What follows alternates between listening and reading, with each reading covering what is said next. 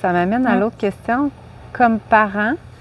c'est quoi qui peut être confrontant à l'adolescence? Qu'est-ce qui t'a, toi, confronté le plus?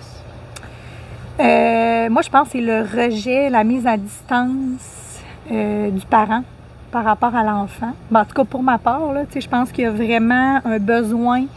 de recherche d'identité à l'adolescence, un besoin de faire sa place, un besoin de se trouver, mais surtout un besoin de remettre en question les convictions, les comportements que nos parents nous ont toujours érigés. Puis moi, ça, puis des fois, ça passe par plus aucun contact physique, je veux plus rien savoir de toi, même par des fois des commentaires négatifs. C'est comme une façon à eux, on dirait, de un peu nous rejeter, mais des fois, ça passe par du dénigrement pratiquement, de dire « t'es donc bien pas bonne » ou « t'es donc bien ci ». Puis ça, je pense que c'est assez confrontant parce que ça peut remettre, en fait, du moins, ça peut faire douter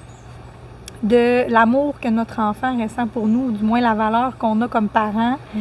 Fait que, je pense que si je veux dire, moi, de mon côté, c'est en lisant,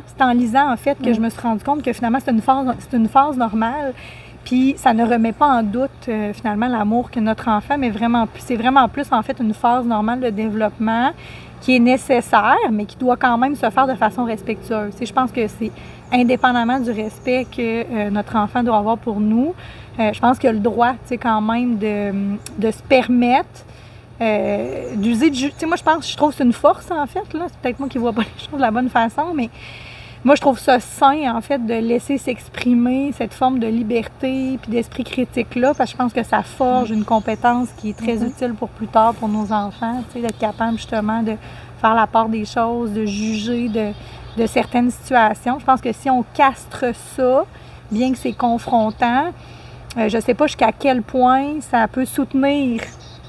le développement de l'esprit critique. En tout cas, à mon avis, je pense qu'il faut comme trouver un équilibre entre les deux, puis peut-être essayer de comprendre le point de vue de l'enfant. Quand je disais tantôt, la phase compréhension, valider le besoin, bien, je pense que quand il y a une revendication, il y a une confrontation, je pense que c'est d'essayer d'aller voir avec l'enfant qu'est-ce qu'il cherche à revendiquer, dans le fond, qu'est-ce qui